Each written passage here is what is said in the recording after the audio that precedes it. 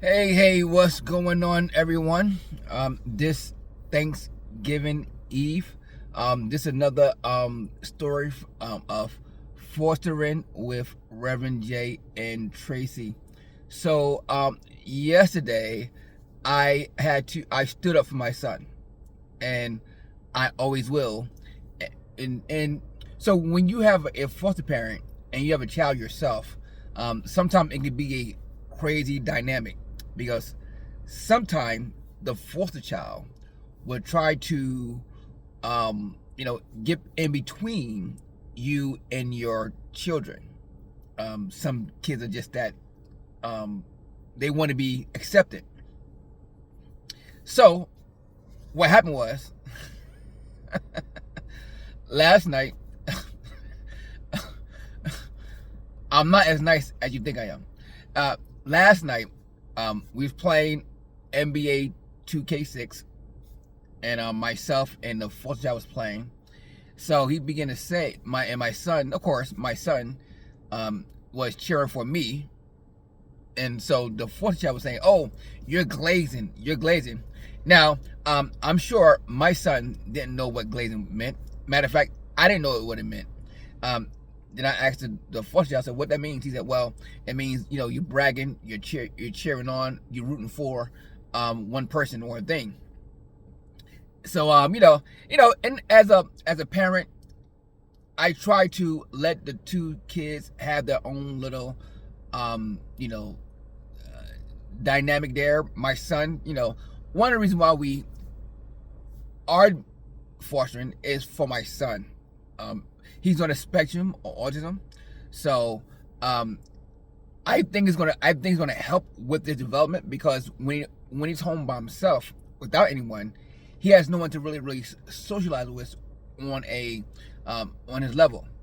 So with this child here, they're about the same age. The fourth child is 13. My son is 12.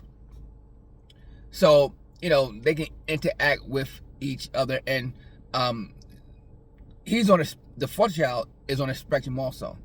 So you can imagine. Sometimes my wife and I both need just a mental break. This foster child was saying, "Oh, Josh, you're glazing, you're glazing, you're glazing, you're glazing, you're glazing," and he said it, and again, I'm like, okay, he's saying it, but he kept going on and on and on and on and on. Then he tried it like he tried to make it sound like glazing is a bad thing. I said, Josh, I said, don't worry about it, Josh. Everybody glaze. Everybody has something they root for. Everybody has that thing that they cheer on. Don't worry about it. Then he kept on, and I'm like, okay. I'm like he kept on and kept on trying to make my son feel bad for rooting for me. Number one, that's not what happened. I don't want to tell him this, but I will if I have to. I said, whenever my son start cheering for you over me, you got to go. It's time for me. It's time. That would be a clue for you to pack your bags, and say you got to go. So if this conversation ever comes up, I'm gonna tell him that my son will always root for me, and if he roots for you over me, you have to go. So your goal will be to make sure that he is rooting for me if you'd like to stay here, because I will kick a child out. Quick, fast, in a hurry. I would kick a child out. You tell him, look at so.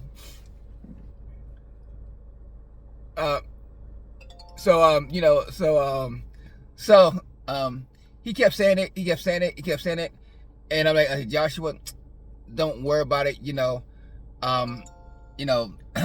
worry about it, everybody glaze over something, and then, because he kept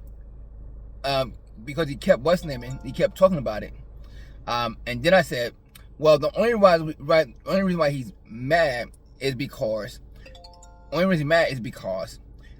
you're not glazing over him. And immediately I shut him down. He got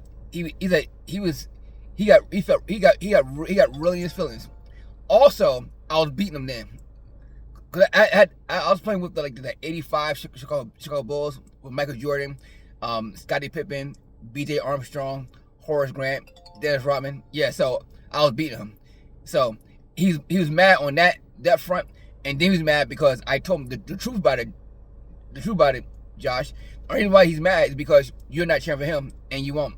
And I told him, said, a child is never my child will not be rooting for a stranger. I told him that. I'm telling that. But again, now this fourth child, he's very, very aware. He's very, very intellectual. So he has a very big vocabulary, a bigger vocabulary than my son, and I'm sure he knows this. So again,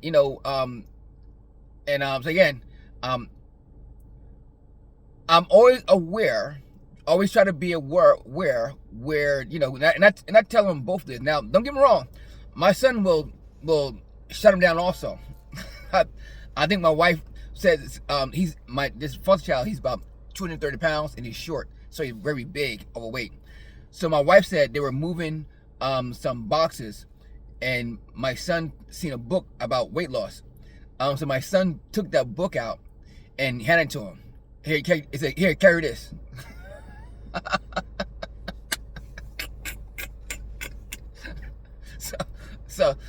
But again, one, you're not going to try to get my child to root for you. It's not gonna happen. When my child begin to follow you, you got to leave. Instead of me, you got to leave. So, but hey, look at this. I put him in. I called him out, and then the next thing he went upstairs and went in the room after I beat him. That's right. Because again, but I'm gonna have to have this conversation with him. I'm gonna tell him that you must understand that you are coming into a family, and I think what he's trying to do, he's trying to get us to like him more than our son, which is not going to happen. I'm gonna tell him that. I'm gonna tell him, I said, you know what? This is my son. This is my wife and our son. No matter what happens, he's always gonna be here. If stuff hit the fan, guess who's gonna leave? You. If things are going south, guess who leaves? You. So if you want to be here, and if you want to be a part of this family, don't try to make him seem bad for us to like you. We're gonna just be you. We're gonna like you. We're gonna as long as you are being respectful, as long as you are doing your best to be a better person in society, we'll like you. We will accept you. Long as you follow our rules, long as you won't, long as you and you do your best to get along, we'll like you. But again, don't try to get my son to follow you than us. It's not going to happen. And if it does happen, at the sign of it happening, you are going to be kicked out. So I'm eventually going to have this conversation with him because, matter of fact, he eventually one day he's going to probably come to me and say, "Mr. Armstrong, can I talk to you?" And again, I don't care. I don't care. Look at this. I'm nice. Years ago, I was very nice and I wouldn't say a word. But now, I'm like, I will tell you how it is. But that's I was kind of like, like, yo, don't mess with me. I'm like, if I'm going to look at this, I'm going to defend my son. I'm going to protect my son. If I feel like you're being, and he knows he's very smart, street smart. He's been around, so he knows how to demise my son or make my son feel bad. If that happens, I'm going to stand up for my son, and I'm gonna start talking. And if I start talking, I'm gonna hurt your feelings. Look at this. Look at this.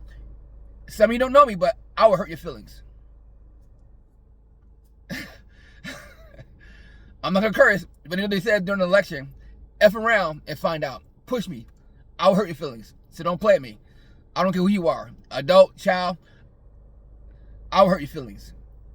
Trust me. So, but that's another episode. I'm enjoying it. You know, look at this. As long as this child do not put his hand on my son, and I told him this the other day. I said, because I think he was complaining about my son doing something with him. I said, no, both of you, do not put your hands on each other in the intent to hurt other person. Do not. You do not pick up anything and throw it at the person with the intent to hurt the other person. I said it again. If you're upset, you take a break and you remove yourself from the room and go upstairs. Our house is big enough that you can go to another room and hang out in your room all day and nobody's gonna bother you. But do not put your hands on other person with the intent to hurt them, and do not pick up anything and throw at them with the intent to hurt them. Because I think he said he got angry and he picked up a pillow and threw it at my son, but he missed and hit a picture. So, yo, it's a journey. It's a journey. So, be on the lookout for another episode of Fostering with Pastor J and Tracy. Talk to you soon.